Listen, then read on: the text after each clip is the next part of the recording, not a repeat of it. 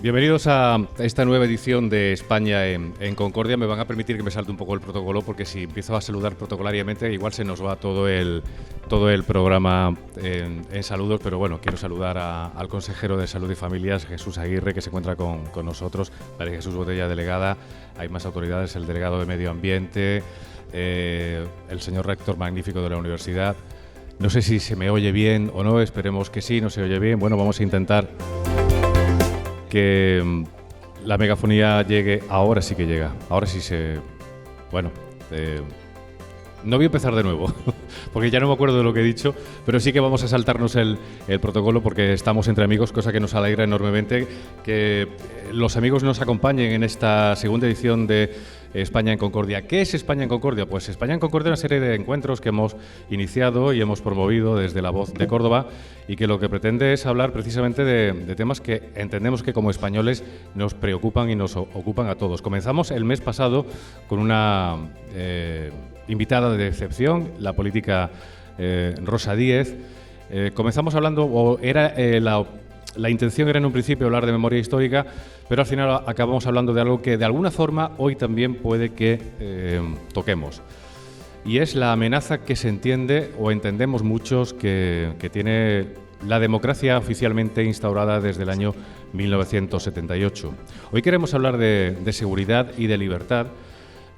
Dice o decía Antonio Escootado en su libro El espíritu de la comedia, que se publicó en 1991, en un capítulo precisamente titulado Lo libre y lo seguro, que debería mover a sorpresa que precisamente en política la libertad y la seguridad puedan guardar una proporción inversa, donde el aumento de una implica reducción en otra. Desde una perspectiva puramente lógica, esa relación inversa resulta tan caprichosa como una relación inversa entre goce y deseo, luz y foco, contenido y recipiente. Ser libres es una seguridad y estar seguros es una libertad. Eso dice el maestro Antonio Escootado.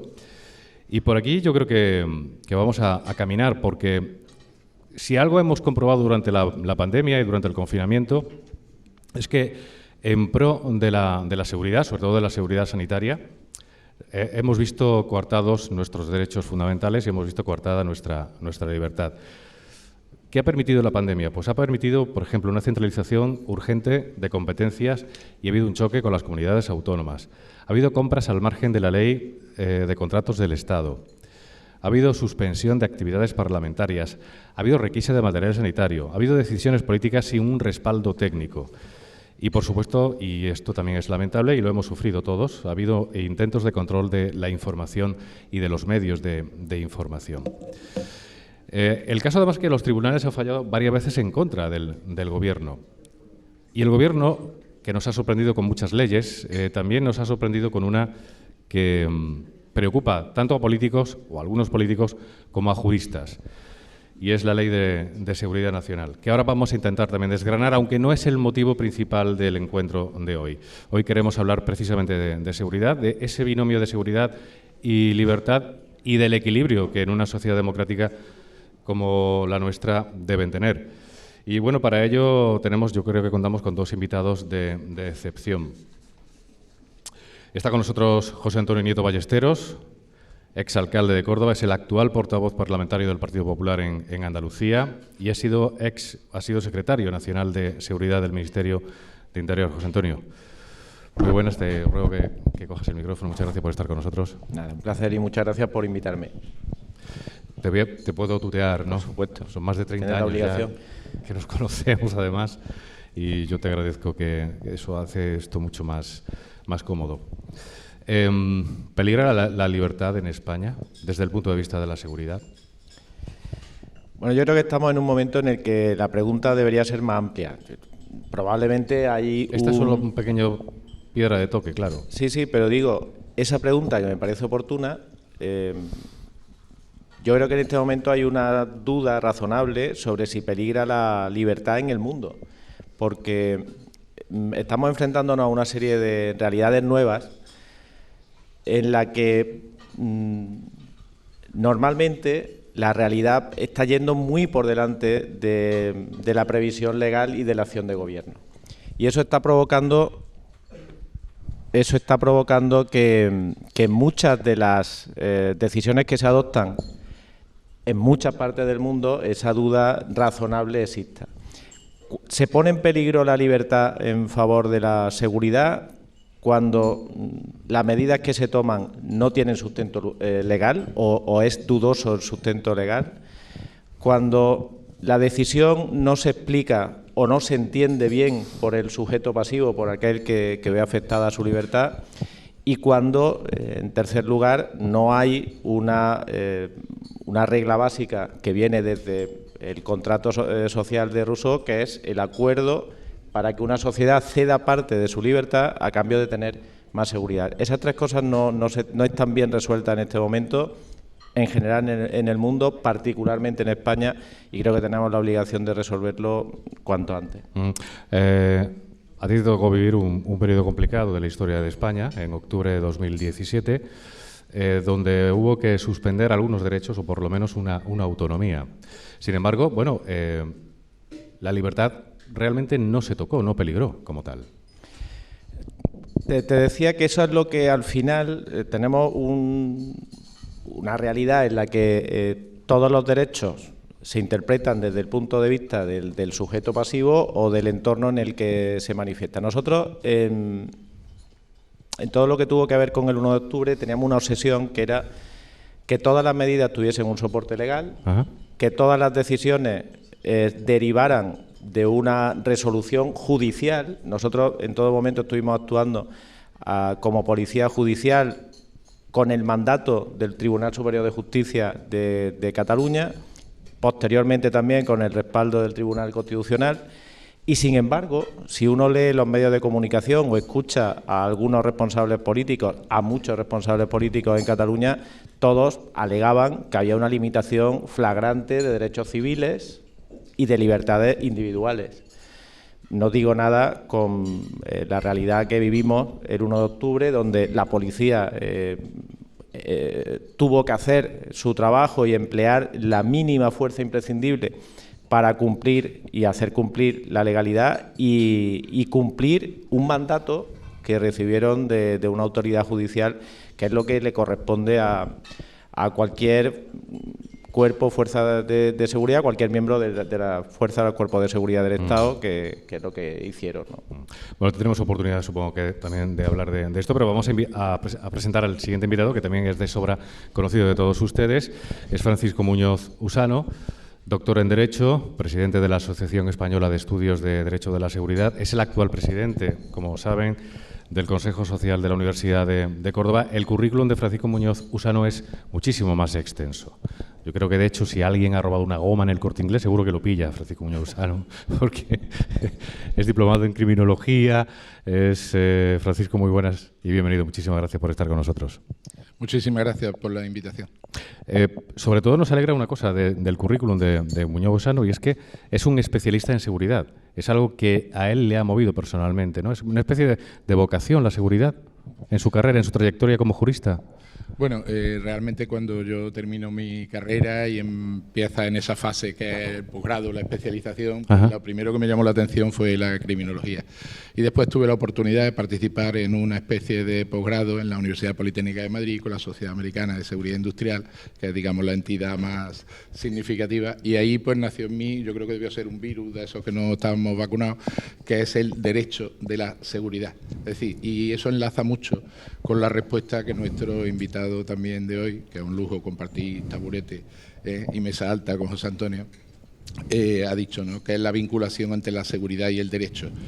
Y ahí, en ese sentido, a lo mejor soy incorrecto si no espero que me hagan la pregunta, pero yo seguiría... Sea todo lo políticamente correcto que quiera. Bueno, que sepa.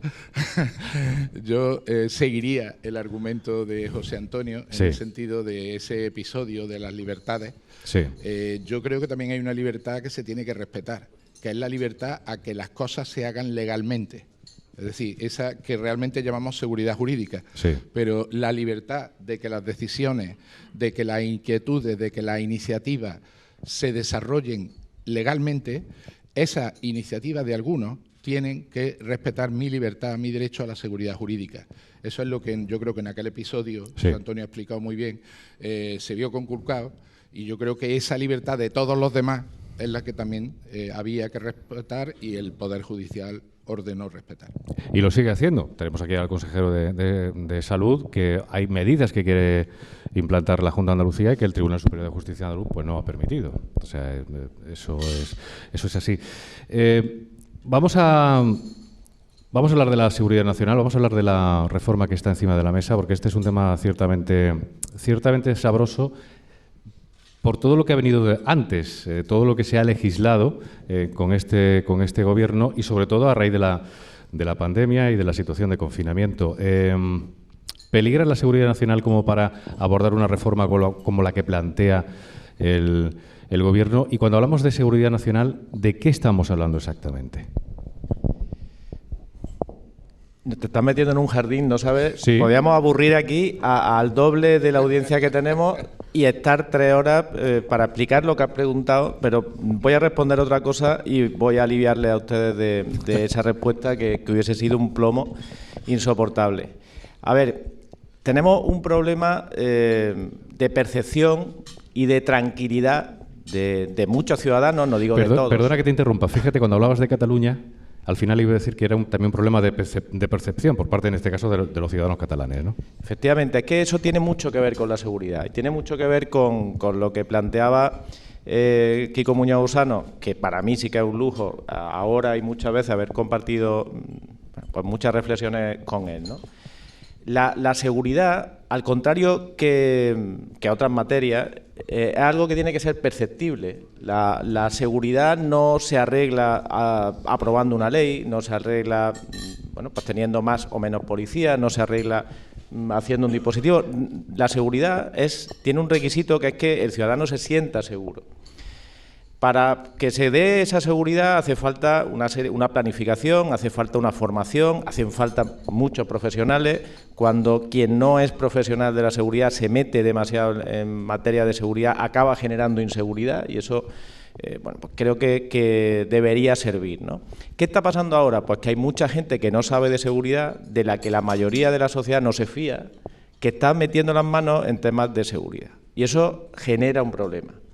El pasado 20 de junio, creo que fue el 20 de junio, el Consejo de Ministros aprobó un informe que hablaba de una reforma de la Ley 3615 de Seguridad Nacional. Bueno, cuando uno analiza el contenido de ese informe, no debería sorprendernos. La ley prevé en su disposición final tercera un desarrollo legislativo que tiene que establecer una serie de pautas sobre la aplicación de la propia Ley de Seguridad Nacional, que quedaba sujeto a un texto posterior y que en teoría se iba a resolver con este texto. A día de hoy, y he preguntado a todo el que tiene algo que ver con esta materia, yo no sé si Quico habrá tenido más suerte, que él suele tener más alcance que yo, nadie tiene el texto de ese anteproyecto que modifica la Ley 3615. Nadie conoce con exactitud, más allá de algunas informaciones en algún periódico que suele tener buena información de lo que hace este Gobierno, el diario El País, que habla de cuál es el objetivo, en qué materias son las que se quiere centrar esa reforma de la Ley de Seguridad Nacional, que es una ley reciente, como digo, de 2015, pero que tenía previsto un desarrollo que quedó pendiente y que se tenía que hacer ahora. ¿Qué está ocurriendo en general en las personas que se dedican a la seguridad o aquellas que lo oímos un poco de lejos, pero que nos preocupa nuestra libertad? Pues que no nos fiamos de quién va a legislar. Ese es el problema real en el que estamos ahora mismo. Que hay una opacidad muy exagerada en torno a este tipo de contenido y que tenemos un precedente que ha sido pues toda la actuación del Gobierno durante la pandemia, desde el inicio de la pandemia, que todavía nos preocupa más. Y, por tanto, esa percepción de seguridad en este momento está muy tocada y tenemos razonables dudas de que este Gobierno, con quien compone el núcleo del Gobierno y con quien constituye su mayoría parlamentaria para aprobar la ley, nos puedan proponer un texto que nos dé tranquilidad, más bien todo lo contrario, ¿no? Y por eso, en este momento, mi percepción o mi deseo sería que no se tocara la Ley de Seguridad Nacional, que no se abordaran aspectos que son muy sensibles y que son muy técnicos. Algunos lo explicará mejor Kiko que yo. La propia definición de cuál es una circunstancia, una situación de interés para la seguridad nacional es complejísimo. La competencia la tiene el presidente del Gobierno. Las actuaciones que se derivan de esa declaración son muy importantes, desde que a una persona eso debería estar en esa enmienda, en esa reforma o en ese desarrollo de la disposición final tercera, que se puedan producir expropiaciones forzosas, ocupación de bienes, paralización de actividades, la obligación de trabajar para el Estado o de que te pongas a disposición del Estado podría estar en esa reforma.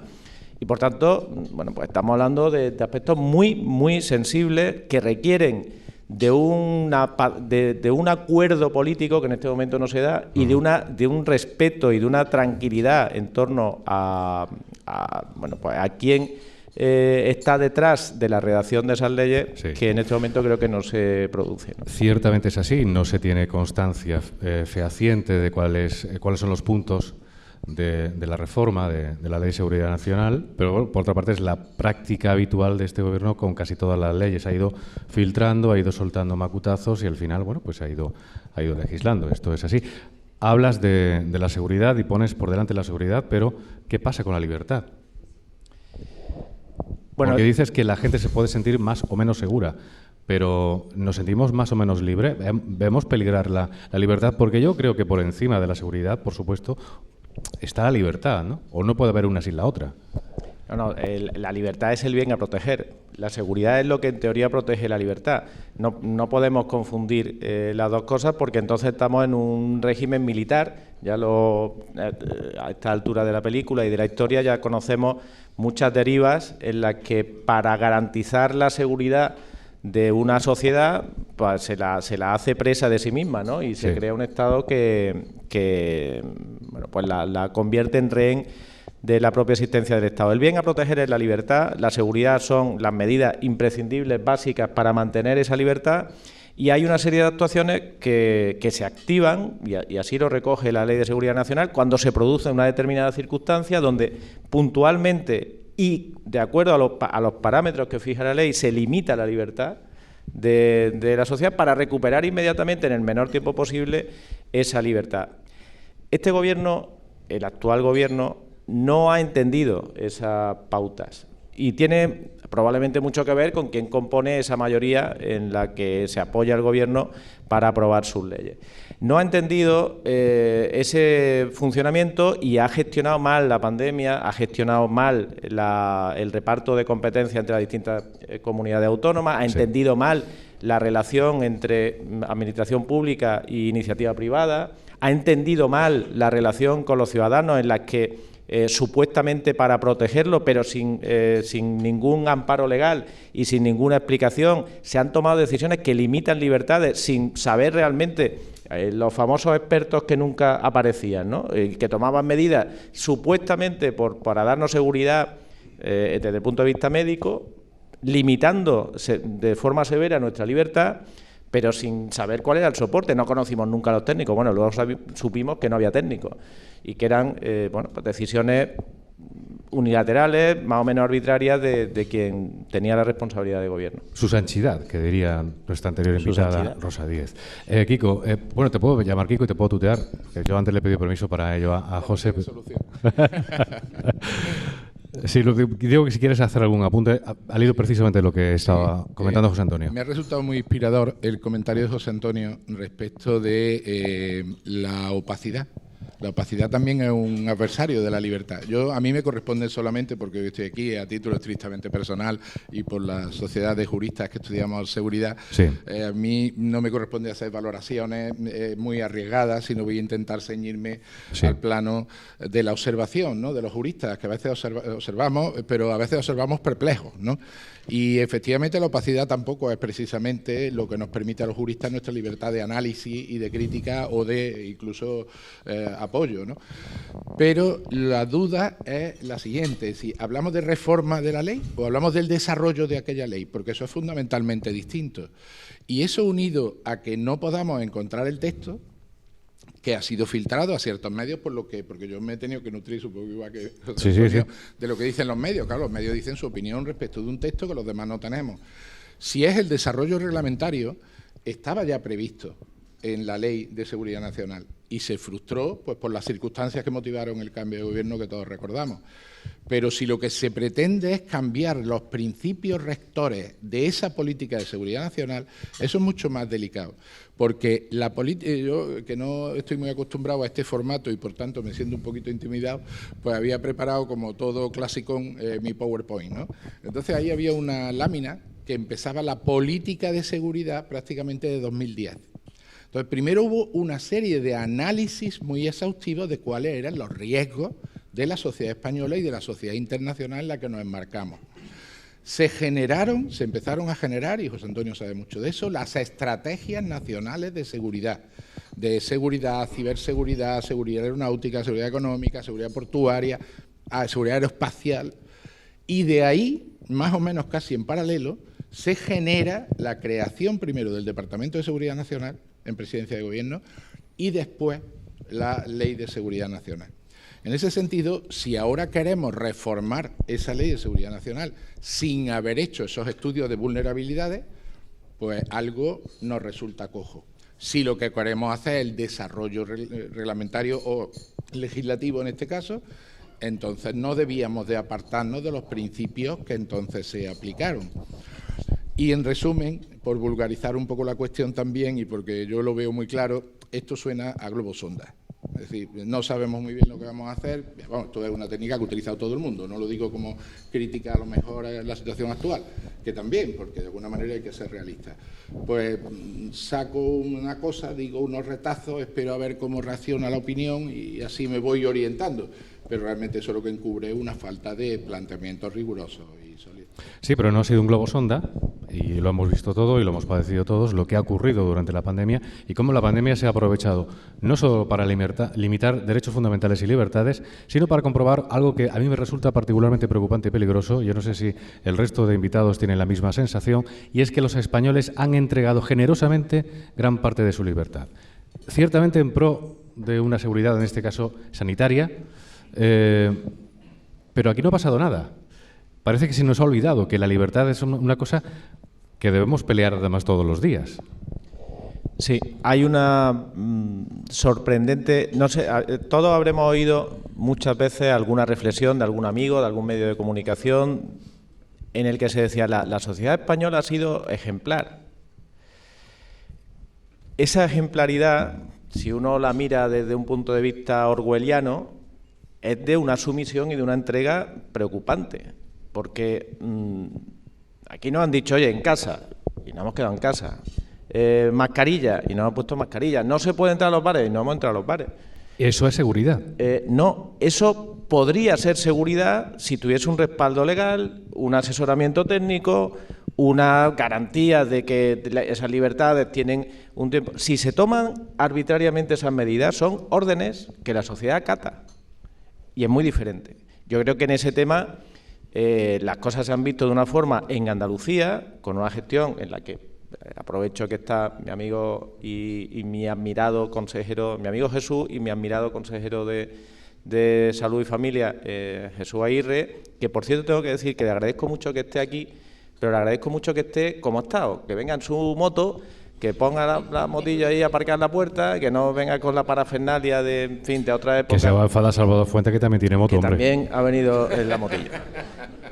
Que estas cosas, cada uno las gestiona como quiere, pero a mí me gusta destacar esas cosas, ¿no? Entonces, es diferente. Pueden ser las mismas cosas, podrían haber sido las mismas medidas las que se hubieran adoptado a lo largo de estos meses, pero no es lo mismo que esas medidas tengan respaldo legal, por ejemplo, con una ley de pandemias que hemos pedido hasta la saciedad que recoja cuáles son las realidades sobre las que tiene que actuar el Gobierno y a qué se tiene que atener el ciudadano en una situación como esta, o que se tome en un vacío legal en el que unas veces nos aplican una parte de una norma, pero no entera, otras veces nos aplican otra parte de una norma, pero no entera, nadie da explicaciones, nos sueltan 4 horas de discurso del presidente del Gobierno hablando de cosas que no tienen nada que ver con lo que sucede.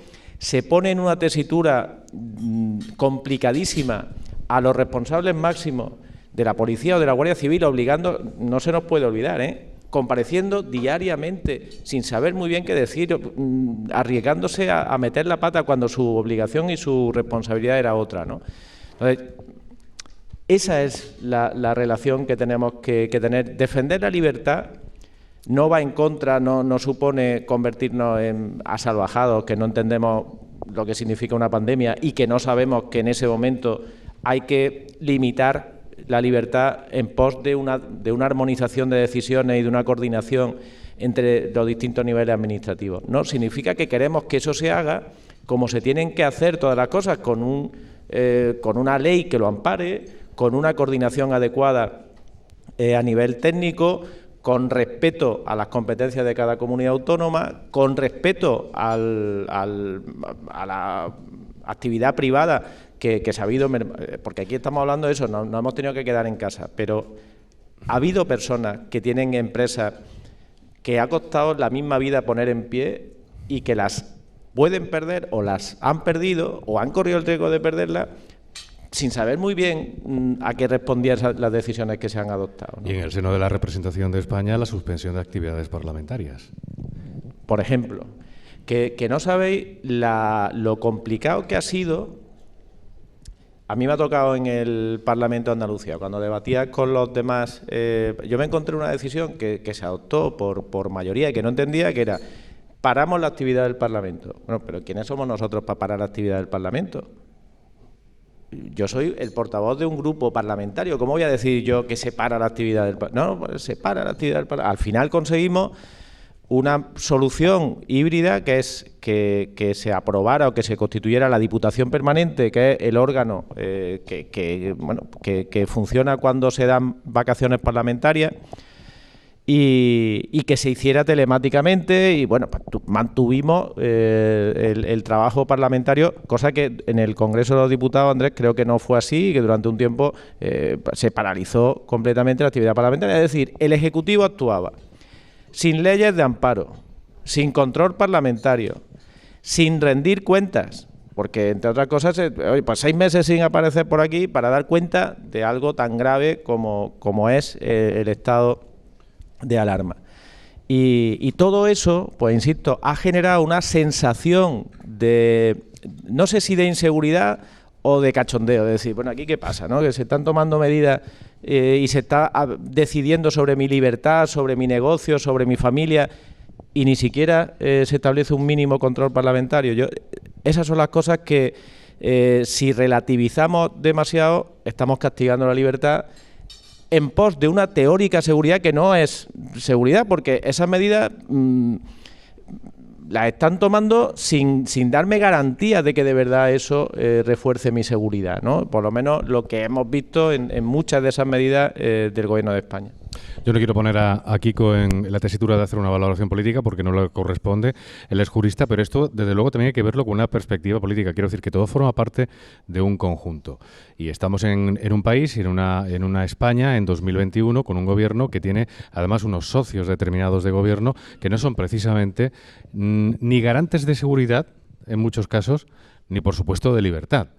O sea, quiero decir, esto está ocurriendo y esto yo no sé si preocupa al colectivo jurista. Entiendo que sí.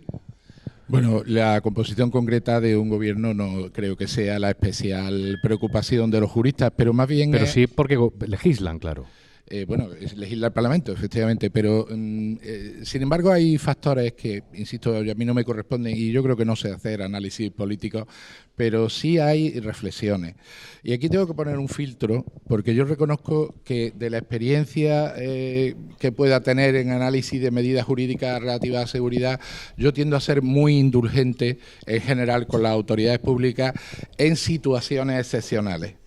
O sea, hoy acaba de decir José Antonio una cosa que yo creo que todos los andaluces y sobre todo los cordobeses pues tenemos muy claro, ¿no? La excelente trabajo de la Consejería de Salud, que no solo lo ha demostrado con la pandemia, ya antes con alguna famosa intoxicación alimentaria importante también se hicieron cosas, pero ante las situaciones excepcionales uno tiende a ser indulgente y a decir, bueno, es que nadie está preparado. Por eso yo, lo que José Antonio se refería a que la sociedad efectivamente va y noblemente se encierra, pues yo creo que eso va mucho mucho también en la ciudadanía y en el principio que es el que quizá cuestiona la pregunta, que es el principio de confianza legítima en nuestros gobernantes, ¿no? Entonces, y en ese sentido yo creo que la ciudadanía ha sido ejemplar. Ahora bien, hay dos cualidades que yo creo que deben impulsar las medidas jurídicas de un gobierno o de una autoridad pública en general, ¿no? Y nos van a sonar a catecismo, lo que quiere decir que en el catecismo hay mucho de verdad y de ciencia acumulada de muchos años. Y es hablar de prudencia y es hablar de templanza. Es decir, es la templanza y la prudencia con que toda persona que tiene un poder lo debe ejercer. Entonces la pregunta era, ¿eran necesarias, y yo no la tengo resuelta, medidas absolutamente radicales? Hombre, ha habido comunidades autónomas, llamémosle más díscolas, y han tratado de hacer un equilibrio entre esa economía, tenemos aquí al presidente de nuestros empresarios, que asentía cuando José Antonio hablaba, entre que la economía, que es el pan de nuestros hijos, se mantuviera y, por supuesto, la salud de nuestros hijos y de todos nosotros también se mantuviera. Entonces, ahí, en ese equilibrio, en esa prudencia con la que se apliquen las medidas, en esa templanza de no dejarse llevar del pánico y hacer cuestiones radicales, es donde los juristas podemos hacer un análisis. Y hay una segunda cuestión, y con eso termino, y es algo que los abogados, y estoy aquí como abogado, tenemos claro. Y voy a poner un símil. A veces los abogados tenemos dudas de si hay que dedicarse más al asunto que a nuestro cliente. Hay clientes que requieren un apoyo emocional, el abogado es muy importante ante el conflicto. Una persona que viene a un abogado es una persona generalmente que sufre y el abogado no lo puede olvidar al margen del conflicto jurídico. Eso en relación con la actuación del gobierno en estas circunstancias, esas que aquí se han comentado, interminables comparecencias, todos los mandos de las fuerzas y cuerpos de seguridad de las Fuerzas Armadas, los más altos responsables sanitarios todos los días dedicados la mañana a salir en la noticia y a la preparación correspondiente a riesgo, como acertadamente ha dicho José Antonio, de que a veces tuvieran que decir cosas que a algunos le han pasado factura. ¿Nos estamos dedicando más al asunto o más a vender la historia? Pues bueno, ahí es donde cada uno hará su análisis. Pero yo, en general, insisto, se pueden buscar nichos yo creo que de errores, y de errores a lo mejor derivados de una concepción ideológica. Y luego también hay que tener en cuenta que yo creo que en general el pueblo español ha sido bastante positivo. Se ha experimentado un sentimiento de pertenencia a la nación. Se ha experimentado un sentimiento cívico de apoyo a los servicios sanitarios, a las fuerzas y cuerpos de seguridad, a las Fuerzas Armadas. Se ha efectuado incluso una interacción entre esos mismos cuerpos, que hoy hay aquí representantes de ellos, y que se han integrado más todavía. Por eso yo a lo mejor tengo una visión excesivamente indulgente, pero no exenta de dejar claro que hay ciertos factores, y me refiero a esa prudencia, que no se deben de perder de vista, y ya cada uno analizará si cree que se ha actuado con esa prudencia, con esa templanza, y si no hemos dedicado más a trabajar o a explicar. Voy a hacer una pregunta que igual no gusta a gran parte de la mayoría de los invitados que tenemos aquí, y quiero empezar contigo, porque ¿existe la fácil tentación por parte del político de coartar libertades en situaciones como esta? Hombre, yo no soy político, pero, hombre, a veces no creo que el ánimo sea coartar libertades. Quiero creer que no lo es. Pero sí es verdad que si yo quiero asegurar este salón, pues lo más fácil es echarnos a todos y cerrarlo. Claro, pero entonces no hacemos tertulia. Entonces, claro, las medidas radicales. Yo recuerdo mi experiencia en la gestión de la seguridad de los Juegos Olímpicos de Barcelona. Claro, había medidas de seguridad estupendas. Una acumulación de jefes de Estado que yo no... algunos bastante curiosos, por cierto, ¿no? Pero... claro, pero es que tú tenías que dejar que aquello funcionara, que un atleta que no había conseguido saltar la pértiga estuviera intentando hasta no sé cuánto, se nos juntó la sesión de mañana con la de la tarde, pero había que respetar la Carta Olímpica. ¿Y eso qué hizo? Que el Estadio Olímpico de 70.000 personas, pues de pronto pudiera tener el doble. Eso es un jaleo, ¿no? Bueno, pero claro, tú tienes que permitir que la vida siga y garantizar. Eso es lo difícil, ese es el arte del gobernante. Lo fácil son las medidas drásticas y radicales, claro, pero es que esas no son las que la ciudadanía quiere ni las que respetan sus derechos. José Antonio, ¿esa tentación existe? Mira, no creo que exista, no sé si se oye bien, yo no me oigo bien, pero sí se oye bien. Vale, pues yo no creo que en la mayoría de los responsables políticos, de los miembros del Congreso, de los diputados, de las Cortes, existe esa tentación. Creo que más bien... Ni en el Parlamento andaluz. Y en el Parlamento andaluz, que tenemos muy poquitas competencias en esa materia, muy poquitas. Pero probablemente sí hay determinada ideología con una visión más invasiva dentro de la libertad individual y, bueno, a veces eso se manifiesta en sus discursos. Yo creo que aquí lo que se ha producido ha sido más por torpeza que por un fondo ideológico. Creo que lo que se ha hecho es que no se tenía capacidad o no se tenía formación o no se tenían cualidades en esta materia. Tengo que decir que en los últimos años de algunos partidos políticos que hoy tienen mucho peso en el gobierno han desdeñado, cuando no han criticado abiertamente, todo lo que tiene que ver con la seguridad. Y la seguridad es un elemento fundamental de la convivencia. No, bueno, tenemos ahora mismo un partido político que forma parte del gobierno que dice que ha habido una sentencia injusta del máximo tribunal en España con un diputado de su partido político porque no había pruebas. Y resulta que la prueba es la declaración de un policía nacional.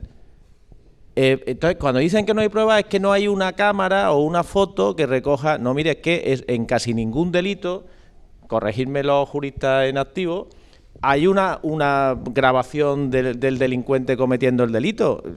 Son todos indicios, son todos declaraciones, son todos testigos que manifiestan una determinada situación y su señoría valora esos testimonios y en base a ello emite una sentencia. Bueno, pues estos señores pues no lo quieren reconocer. Entonces, cuando ves manifestaciones de ese tipo, ves cómo se relativiza todo el sistema judicial cuando les perjudica, claro, cuando les beneficia no. Se relativiza todo el sistema de seguridad del Estado, que tiene una garantía, unos controles, una formación en sus profesionales que es excepcional y que, sin embargo, se denigra con una frecuencia que a mí me preocupa, ¿no? Cuando ves esas reacciones, pues luego lo que quieres, y a mí esa es la parte que me preocupa, es que en este momento, con la representación parlamentaria que tenemos y con la mayoría parlamentaria que existe, pues cuantas menos leyes que tengan que ver con la seguridad se toquen, mejor. Has hablado de la perspectiva histórica y antes comentaba, Kiko, hablaba de las Olimpiadas de Barcelona, de la seguridad.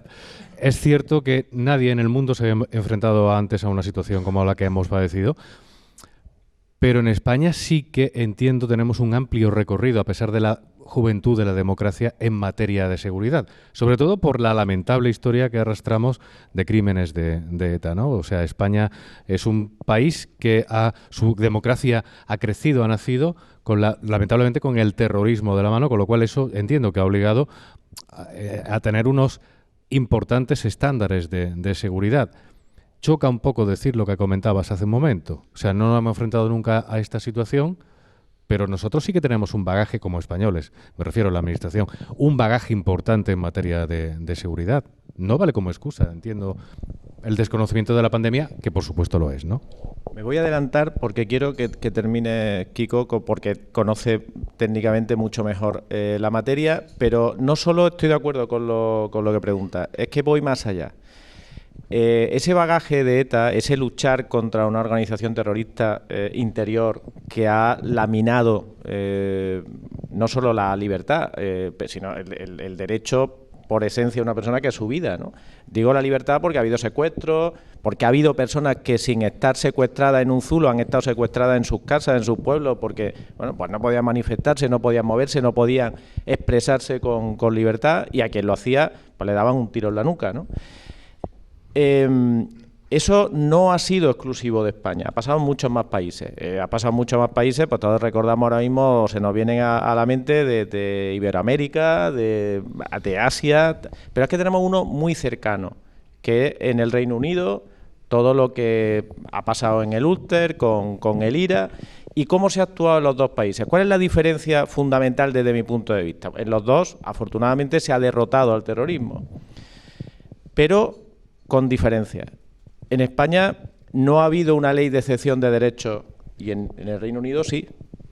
En España no se han suspendido los derechos constitucionales en una parte del territorio y en el Reino Unido sí.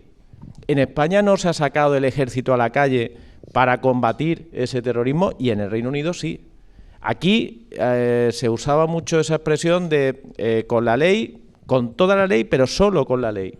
Con la ley normal, no la excepción a la ley, no un estado de excepción que hiciera, por ejemplo, que en el País Vasco se suspendieran las libertades públicas y los derechos constitucionales. En Irlanda del Norte se ha hecho, con periodos muy largos.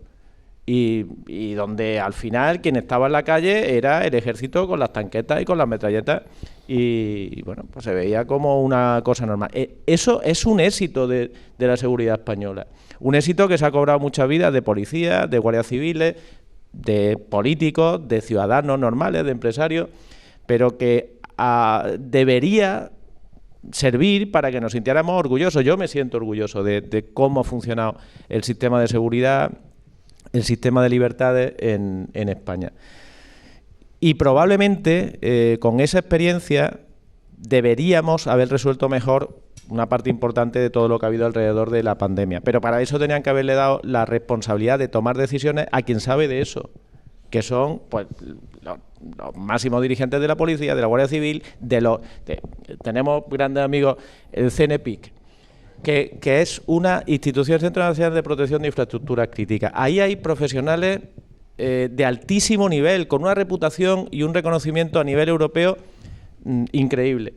Pues bueno, me consta que no se le ha dado el protagonismo que necesitaba este país, para el que se llevan preparando muchísimo tiempo y que cuando llega una situación de crisis como la que hemos vivido, se acuerdan a los meses de que están ahí, ¿no? Entonces, en fin, esa es la parte que creo que debería hacernos reflexionar y aprender de lo que ha ocurrido, porque desgraciadamente esto puede volver a pasar en cualquier momento. De ahí entiendo la supuesta reforma de la Ley de Seguridad Nacional, porque tampoco conocemos qué tipo de supuestos, en qué tipo de supuestos se aplicaría, ¿no? Esa es la excusa. Mira, yo ya aprovecho y total, estoy dando una lata tremenda para allá. Bueno, te voy a interrumpir. Si alguien quiere hacer una pregunta, solo le vamos a molestar un poco. Tendría que acercarse aquí, que tenemos el micrófono, pero es por cuestión de calidad de sonido para la posterior grabación, para la grabación de este espacio. Si alguien quiere hacer una pregunta, que se acerque hasta aquí, que la puede hacer. Y ahora sigues, perdona. Nada, muy rápido. Es que antes me quedé con la gana y no quería polemizar, pero respecto a una parte de la intervención que hizo Kiko anteriormente. Pero qué comedidos estamos, ¿no? Estamos... Bueno. Muy temprano todo. Bueno. El ambiente prenavideño. Mira, hay una cosa que a mí sí me preocupa y que antes decía Kiko, esto puede ser, y tenemos que saber si lo que se anuncia el 20 de junio por parte en el Consejo de Ministros, no, porque luego hay una filtración, pero que esto se ha visto en el Consejo de Ministros ya, y eso no es poca cosa. Ha tenido que haber, porque si no se lleva al Consejo de Ministros, una reunión previa del Consejo Nacional de Seguridad, si no se lleva esa iniciativa al Consejo de Ministros. Luego diré dónde se reúne el Consejo y quién se reúne en el Consejo Nacional de Seguridad. Pero a mí hay una cosa que me preocupa, y es que no nos aclaran si es un desarrollo de esa disposición adicional final tercera, que sería normal, o es una reforma de fondo de la ley. ¿Qué es lo que me preocupa? A mí lo que me preocupa es que con la excusa del desarrollo hagan una reforma de la ley al fondo. Porque si lees lo que recogía ese periódico con buenas relaciones con el gobierno, lo que te dicen es, no, si el gobierno lo que está haciendo es algo que se tenía que haber hecho antes y no se ha hecho, que es el desarrollo de la disposición final tercera. Bueno, pues si hubiera hecho eso, en el informe que se ve en el Consejo de Ministros hubiera dicho desarrollo de la ley 36/15 de Seguridad Nacional en cumplimiento de la disposición final tercera, y no hubiera dicho reforma. Entonces, como cuando sabes un poco de qué se está hablando, pues la preocupación crece, ¿no? fin, no sé si alguien se ha enterado de lo que quería decir, pero me parece que era importante. Pero por si acaso lo voy a explicar yo otra vez y así hablo de... Es que José Eso es bueno de contar con un docente también. está diciendo cosas muy importantes y algunas de ellas no me puedo, como jurista, que por supuesto condición que él comparte, porque compartimos aula, pues se puede quedar callado, ¿no? Pero voy a empezar por aquí, por el final. Es decir, efectivamente, ¿cómo se puede reformar una ley que no ha sido desarrollada en su integridad? Eso que es una frustración de un proceso, porque yo me he querido retrotraer a los inicios de esa Ley de Seguridad Nacional. Yo en el pestiño ese que traía en el PowerPoint, luego el que quiera se lo mandamos por correo, me retrotraía a las primeras medidas de seguridad del año 2010 y tal, y todos los estudios hasta llegar a esa Ley de Seguridad Nacional. Bueno, entonces, me preocupa efectivamente lo que dice José Antonio. ¿Es la reforma de una ley no desarrollada o es el desarrollo previsto de la ley? Porque lo que no estaba previsto, como ninguna ley, es reformarla hasta que se dan las circunstancias. Y los modelos pienso que hay que agotarlos para experimentar con ellos y, por tanto, experimentar no quiere decir experimentar, no somos cobayas, sino ver la experiencia de su aplicación y, en consecuencia, reformarlo. Y si lo que hace falta es una ley de pandemias, pues que se haga una ley de pandemias. Luego se ha aludido antes a un tema interesantísimo, ¿no?, que es el Poder Judicial. Al Poder Judicial, y eso para un abogado es de las cosas que es dogma de fe. O sea, yo soy de los que creo en el Poder Judicial, creo que tenemos un Poder Judicial absolutamente independiente de forma mayoritaria, por más que a veces decisiones complejas, decisiones al final humanas, pues puedan ser su objeto de interpretación, a veces para descalificarlas, ¿no? En consecuencia, el Poder Judicial, como ha pasado con las fuerzas y cuerpos de seguridad, como ha pasado con las Fuerzas Armadas, como ha pasado con los servicios sanitarios, son de las columnas que debería haber un consenso cívico en el país de que no se toca. Entonces, el espectáculo, por eso decía antes yo, y ahí voy a ser crítico, no crean ustedes que yo he venido aquí a repartir caramelos, ¿no? Pero tampoco, en fin, yo voy a dar mi opinión y que me cueste por lo que me cueste, ¿no? Pero el espectáculo de que yo no he visto a ningún juez cuestionar una ley. Esta ley está mal y esto yo no lo aplico porque... Pero ¿cómo podemos permitir, y no este evento casi grotesco, ¿no?, de ver a los poderes del Estado enzarzados por un acto de gamberrismo? O sea, y de verdad un acto de gamberrismo es digno, no habría cosas más dignas de esta causa. Entonces, es que yo creo que hay que ser, fundamentalmente al final, el concepto que subyace en todo lo que estamos hablando es respeto. Respeto a los derechos, respeto a las libertades, respeto a las instituciones, respeto. Y es que el respeto es muy importante. Eso respecto al Poder Judicial. Segundo, nuestro interlocutor nos decía, ¿es el momento de reforma? Hombre, pues dicen que era San Ignacio de Loyola que decía que en tiempos de turbación no hace mudanza. Los juristas eso lo aplicamos a rajatabla. ¿Es el momento de reformar la Constitución? No, es que tiene que haber momentos de estabilidad. ¿Este es un momento de estabilidad política? Bueno, pues cada uno de ustedes juzgará si lo es o no lo es. ¿Es un momento de estabilidad social? Pues ustedes verán si es o no lo es. ¿Es el momento de serenidad para hacer lo que hicieron aquellos padres de la patria, encerrados interminablemente en los salones de Congreso y en algunos conocidos restaurantes para dar a luz la Constitución que tanto nos ha servido? Pues yo no sé si este es el momento. Y vuelvo a aludir a la prudencia. José Antonio ha aludido también, y me está quitando todos los argumentos, a la ley PIC, la Ley de Protección de las Infraestructuras Críticas, que José Antonio además, me alegro porque la persona responsable de ese área es un gran amigo común, pero José Antonio en su etapa de gestión lo defendió a rajatabla. España tiene ya una ley modelo en Europa de protección de las infraestructuras esenciales del Estado. Por eso, de lo que nos preguntaba, de si tenemos medios y un sistema de seguridad desarrollado. Por supuesto que lo tenemos. Quiero decir, no es comparable el terrorismo con una pandemia, pero sí los estándares, ¿no? Sí los mecanismos que garantizan la seguridad. Pero también hay que tener en cuenta otra cosa, y con esto termino, y no puedo dejar de acordarme de la gran responsabilidad que le tocó a José Antonio con estos sucesos, que tampoco es que haya que polarizarlo muchísimo, pero todos recordamos de Cataluña, ¿no?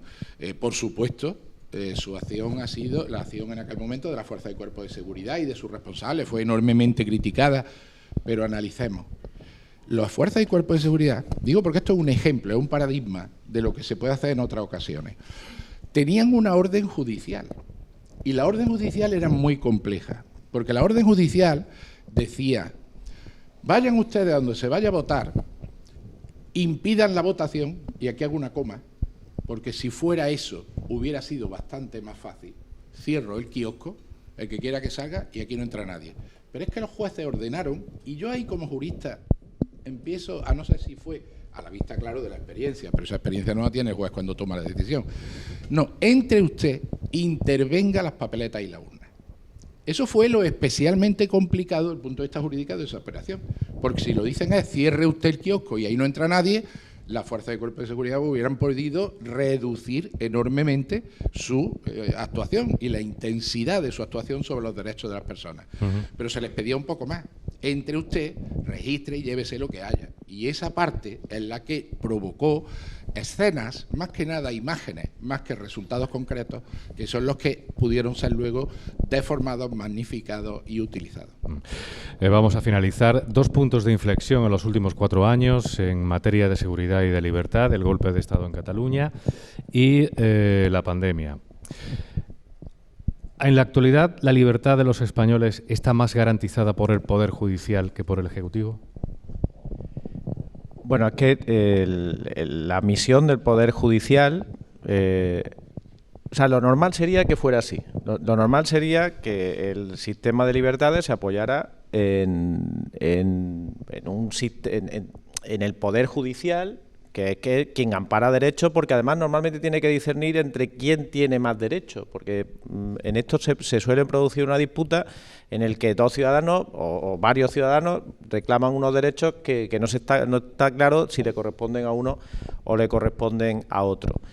Lo que no es tan normal es que se produzcan conflictos entre poderes institucionales, pues el legislativo, el ejecutivo y el judicial, con la frecuencia que se está produciendo ahora mismo. Y lo que pasó en Cataluña fue un conflicto institucional. El representante del Estado en Cataluña, que es la Generalitat de Cataluña, en conflicto abierto con el Tribunal Superior de Justicia de Cataluña, entre otras muchas cosas, ¿no? Y con el Tribunal Constitucional, que provoca la intervención, como no puede ser de otra manera, de la Fuerza y Cuerpo de Seguridad en funciones de policía judicial, que tienen que cumplir un mandato que le ordena la Fiscalía inicialmente y un juez posteriormente.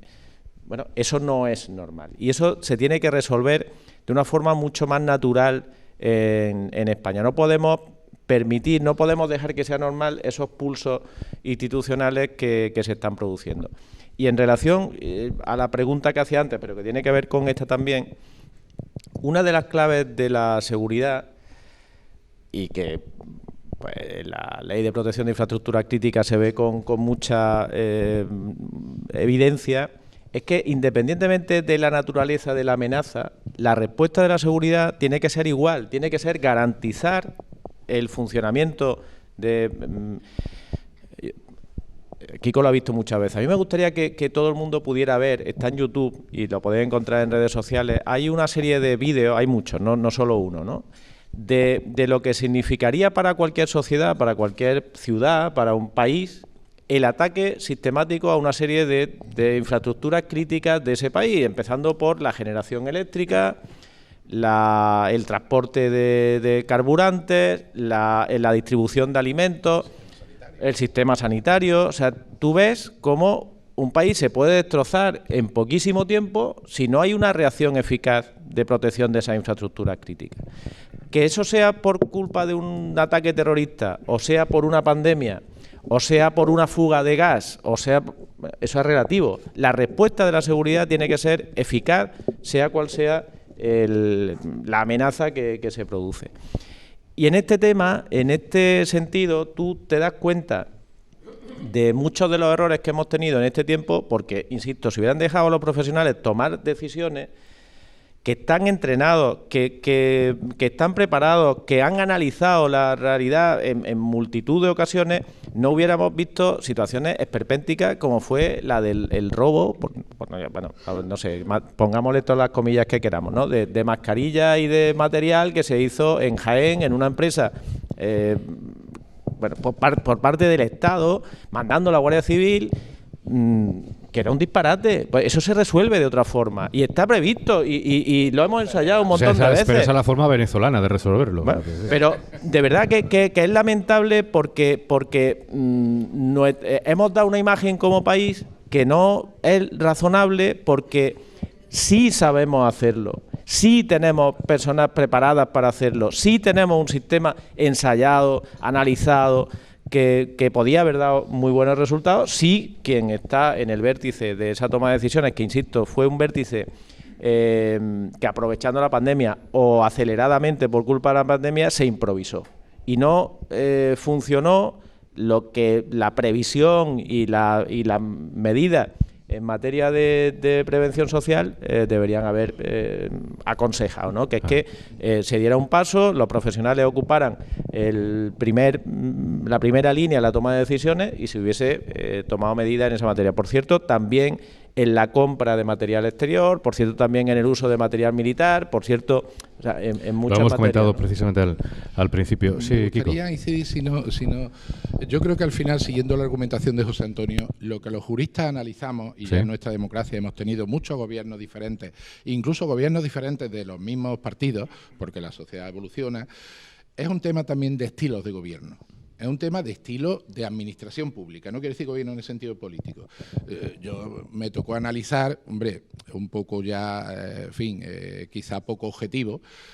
Yo he analizado la actuación del gobierno en el que perteneció José Antonio y incluso tuve el privilegio de, cuando él tenía horas muy agobiadas, alguna vez teníamos alguna conversación telefónica a horas tempranas y, hombre, en fin, con la cosa de antiguo profesor, pues a ver, charlar con él y ver. Entonces, claro, hay quien le da. Primero, hay quien tiene las cosas previstas y todo está más o menos planificado. Hay quien vamos un poco a impulso o a empellones. Luego también hay quien da predominio a los técnicos, predominio a los que saben, y los que saben no se improvisan. Ejemplo, una vez más, la Consejería de Salud y Familias, ¿no? Donde el predominio y la presencia de los gestores públicos ha sido la imprescindible. La comunicación, que era importante, había que hacerla, había que asumir el riesgo de la comunicación y ahí se estaba donde había que estar. Entonces, son estilos. Y yo quiero volver a una cosa muy importante, es que cuando se ejercen unas potestades públicas que son de las más drásticas que hay, que es la autoridad policial, las leyes que limitan o bordean los derechos, hay que tener prudencia y hay que tener templanza. Y como José Antonio ha abierto la puerta de YouTube, pues yo también voy a hablar de un vídeo de YouTube. Si uno quiere saber cómo es la manifestación de la prudencia y de la templanza en el uso de las potestades de seguridad, y lo siento, José Antonio, que vea la declaración de José Antonio ante el Tribunal Supremo respecto a lo que pasó en Cataluña. Eso está en YouTube. Vamos. Perdona, no se ha buscado. Que yo lo tengo por bien. Que vea el interrogatorio que se le hace, que vea el interrogatorio que hacen unos y otros, Sí. y que vea, a diferencia de otros responsables políticos, incluso de su mismo partido, lo digo claro porque yo tengo que decir las cosas como son, Sí. cómo se habló de las cosas. Y lo digo en honor a que es un orgullo para un cordobés y porque lo que fue muy conflictivo allí se explicó con la racionalidad que cualquier acto de autoridad requiere. Y de verdad invito a verlo, porque yo confieso que lo he visto más de una vez. Está en YouTube y efectivamente yo comparto la misma opinión. Tenemos una pregunta. Buenos días a todos. En primer lugar, gracias por la organización de este acto y por la maravillosa intervención que habéis tenido. La pregunta prácticamente me la has contestado tú casi al final, Kiko. Yo creo que es conveniente resumir para enfocar. Y creo que entre los dos lo habéis dicho bastante bien. La seguridad no es control de la libertad, es garantía de su recto ejercicio. Segundo, la seguridad no existe si no existe seguridad jurídica. Tercero, la Administración, el Poder Ejecutivo, se caracteriza en sus actos por su discrecionalidad, pero siempre y cuando tenga amparo normativo, porque si no incurrimos en arbitrariedad. Existe una seguridad con mayúsculas que entendemos que son, es decir, en la calle, cuando hay determinados actos extraordinarios como el caso desde mi punto de vista no de rebelión, sino de secesionismo, como es el caso de la pandemia. Pero existe esa seguridad con mayúsculas, no puede dejar de lado a la seguridad con minúsculas. Y el problema es que la seguridad, bajo el amparo de que garantiza las libertades, nosotros creamos que esas libertades, en base a una ciudadanía, no nos estamos dando cuenta que también estamos incurriendo en el silencio de los corderos. Cuidado, cuidado. Que Cervantes decía que la libertad es el don más preciado que a los hombres dieron los cielos y que con ella no se puede comparar los tesoros que la tierra encierra y el mal encubre, y que por ella y por la honra se puede y debe aventurar la vida. Y ojo con esto, que cuando se juega con la vida de las personas, teniendo a su alcance unos elementos de juicio, se incurre en libertad. Cuando se entra en una casa amparando a ocupas, se está vulnerando el principio de seguridad jurídica, pero esa seguridad jurídica tiene un amparo normativo y que la policía tiene que cumplir y que los jueces tienen que cumplir porque no crean derecho. A mí lo que me preocupa de este tema, y por eso hago la pregunta que en cierto modo la ha contestado Kiko, la prudencia y la templanza está pensando siempre en el bien común. El que no se filtre lo que se está haciendo me causa ya cierta desconfianza, porque las retiradas mentiras socavan siempre la confianza. Pero que no se filtre exactamente el qué. La pregunta es, sí. ¿Tenéis miedo de que lo que se pueda desarrollar encubra una ideología política? Es un hombre que al final no... Juan José Jurado. Juan José, muchas gracias. Voy a empezar yo porque yo miedo nunca. Miedo ni para... No. Vamos a ver. Toda acción de gobierno, toda acción legislativa va a haber una opinión política detrás, ¿no? Eso es evidente. El miedo, hombre, en España tenemos un estado de garantía. Hay quien dice que somos hasta demasiado garantistas. Y hay un sistema por el que se puede ver la ilegalidad de la norma o incluso la inconstitucionalidad de una norma. Y yo participo de muchas cosas, Juan José, que has dicho, de la libertad de los ciudadanos y tal, pero quiero también prevenir de un exceso que nos puede salir. Porque con el mismo discurso que hemos compartido de que sacrifican nuestras libertades individuales, hay gente que acaba pegándole a los guardias en la calle. Y esto también volvemos a la prudencia y la templanza, en este caso también por parte de los ciudadanos. Y ahí el mensaje de los responsables políticos es mucho más complicado, porque efectivamente hay que defender la libertad de los ciudadanos. Por supuesto, ahora José Antonio con toda libertad ya dará su opinión y si es posible discrepante, José Antonio, que esto está muy almibarado, ¿eh? Entonces, lo que está claro es que nuestras libertades no deben de estar en peligro y me vuelvo a referir al Poder Judicial. El Poder Judicial, insisto, hay cosas que no se deben tocar en un Estado de Derecho porque no se tocan en ningún Estado de Derecho. Y yo cada vez que veo, y dentro de poco Córdoba va a ser sede de uno de los eventos judiciales más importantes de cada 2 años, el Congreso Nacional de la Asociación Mayoritaria del Poder Judicial, con presencia de todos los responsables del Poder Judicial nacionales, de todos sus cargos, del Consejo General, los presidentes de los tribunales. Córdoba va a ser sede de la justicia española, algo que solo ocurre cada 2 años. Y deberíamos los cordobeses también de ser acogedores, como hemos sido con tantas cosas, con nuestra Semana de la Guardia Civil, con tantos eventos. Córdoba evidentemente está de moda y eso es un trabajo que le debemos a quienes lo hayan hecho, pero nosotros teníamos que procurar que haya un respeto al Poder Judicial, porque es que si falla eso, ya falla el derecho de reunión, el derecho a discrepar de una norma que creamos ilegítima. Al final vamos a prudencia y vamos a Poder Judicial. Eso, al menos para mí, es fundamental. Estoy de acuerdo contigo, sobre todo porque se está poniendo se ha evidenciado incluso por cuestión fiscal. En materia del domicilio, la entrada en el domicilio para recabar los datos fiscales y demás. Ha sido el poder judicial el que ha controlado eso. Eso es importante porque esto también trae en la seguridad. Es que bueno, estamos colisionando con una serie de normas constitucionales que están en continuo equilibrio. Bueno, vamos a retomar lo del miedo porque... Yo quería aportar una cosa y pedirle disculpas a José Antonio porque se me ha olvidado. Vamos a ver, antes se hablaba de cómo hacer las normas. Bueno, venimos hablando de cómo hacer las normas, de cómo tener en cuenta las normas. Las situaciones hay que estudiarlas y de los estudios, y ahí está el papel de nuestros intelectuales y, por supuesto, aunque hoy estoy aquí, insisto, exclusivamente a nivel particular, el papel de nuestras universidades de excelencia. Hay que estudiar. Hoy están aquí en la sala, no voy a sacar los colores, profesores de la Universidad de Córdoba de Psicología de la Conducta, especialistas en radicalismo. Los tenemos aquí, pero en la universidad nuestro rector tiene el elenco más enorme que haya, porque la Universidad de Córdoba es para sentirse muy orgulloso. También hay que estudiar seguridad, y la Universidad de Córdoba en concreto es puntera de las que los hace, porque de esas experiencias, del estudio del radicalismo, del estudio de las necesidades de la juventud que pueden generar frustración, de los estudios jurídicos, de ahí es donde sale también el progreso de la sociedad. Entonces la seguridad, hay algo muy claro, la seguridad somos todos, pero a todos hay que darle su papel. Y yo aquí también quiero reivindicar, igual que el de los juristas, el de las universidades, porque al final la Sociedad Española de Derecho de Seguridad, a la que pertenezco, somos juristas que tenemos la rara perversión de dedicarnos a estudiar estas historias. Y en la universidad eso lo hacen de manera profesional, vocacional y permanente y excelente.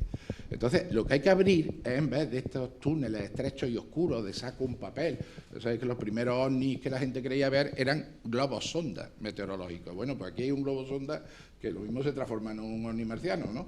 Entonces, en vez de esas oscuridades, pues la luz, ¿no? La luz, que es fundamental para que todo el mundo pueda opinar, para que todo el mundo pueda criticar. Ahora, si suelto 4 flecos, aparte de que parece que encubre una ausencia de planteamiento, minimizo la crítica, porque claro, nos podemos ceñir a 4 flecos inconexos, ¿no? Y perdón por la intrusión, pero...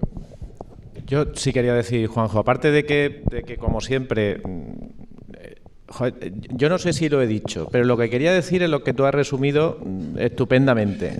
Seguramente yo no he sido capaz de explicarlo eso, pero tú lo has resumido estupendamente y... No lo dices, yo no lo capto. No, sí, es que tú lo traías ya...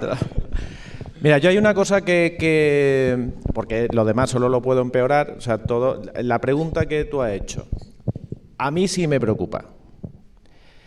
A mí sí me preocupa porque en el mejor de los casos, o sea, lo que a mí me dejaría menos inquieto, que es que esto fuese el desarrollo previsto en la Ley de Seguridad Nacional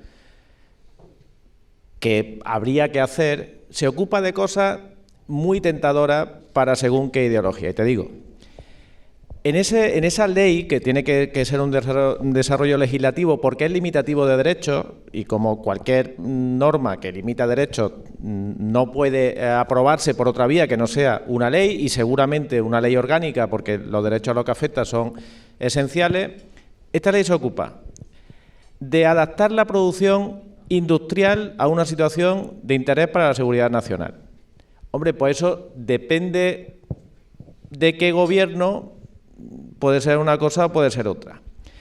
Determinar la reserva estratégica, que es un concepto muy importante, pero por definir, y muy poco definido. Que a mí no me gustaría que lo definiera según qué partido político, que tiene mucha opinión en este gobierno, ¿no? Y como decía al principio, de verdad quiero volver mucho a eso, la seguridad tiene que ver con la sensación de seguridad.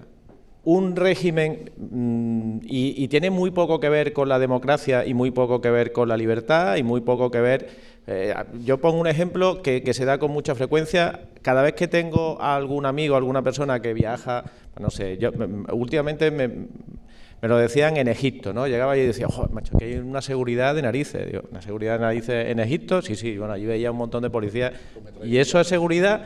Pregúntale a los de allí, a ver si ellos tienen sensación de una arbitrariedad brutal y un empleo de la fuerza arbitrario que, bueno, los resultados no son precisamente esos. Pero el turista siente seguridad.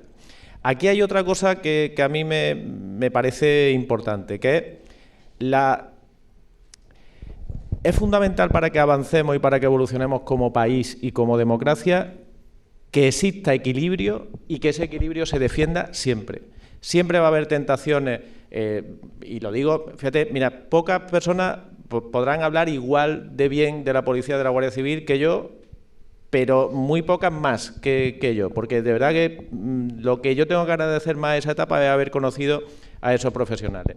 Ahora, en cada ley que hacíamos, yo tenía una presión de la policía y la Guardia Civil para tener más funciones y limitar más la libertad, porque su función es la seguridad, no la libertad. Y ellos lo que querían, en fin, nos tocó alguna ley que era especialmente sensible en algunas materias y bueno, pues normal, ese equilibrio hay que mantenerlo. Y cuando tienes una función ejecutiva, tienes que saber manejarte bien en ese equilibrio. Y yo no veo ese equilibrio y esa sensibilidad en algunos partidos políticos que forman parte de este gobierno. Pues de seguridad y libertad hemos querido hablar en estos minutos en este encuentro de España en Concordia. Yo creo que lo hemos conseguido. Supongo que se quedan muchísimas cosas en el tintero, efectivamente, pero eso nos da pie para una próxima edición y con unos invitados de excepción como han sido Francisco Muñoz Usano y José Antonio Nieto, a los que quiero agradecer su disponibilidad, su presencia hoy aquí, su enorme y extenso currículum que han demostrado a lo largo de estos minutos, y darle las gracias también a todos aquellos que se han dado cita hoy en Eurostar Palace para acompañarnos en este segundo encuentro de España en Concordia, que quiero recordar que podrán después escuchar a lo largo del día en un formato de podcast y también ya que se ha hecho alusión al canal de YouTube en varias ocasiones, por el canal de YouTube también vamos a estar. Muchísimas gracias por la atención que nos han prestado, por habernos acompañado. Creo que somos los tres únicos de aquí que no hemos tomado café todavía. Así que gracias por dejarnos un croissant también y un poquito de café. Y ahora vamos a compartir pues también unos minutos tomando ese estupendo café aquí. Muchísimas gracias por su atención y hasta una próxima ocasión.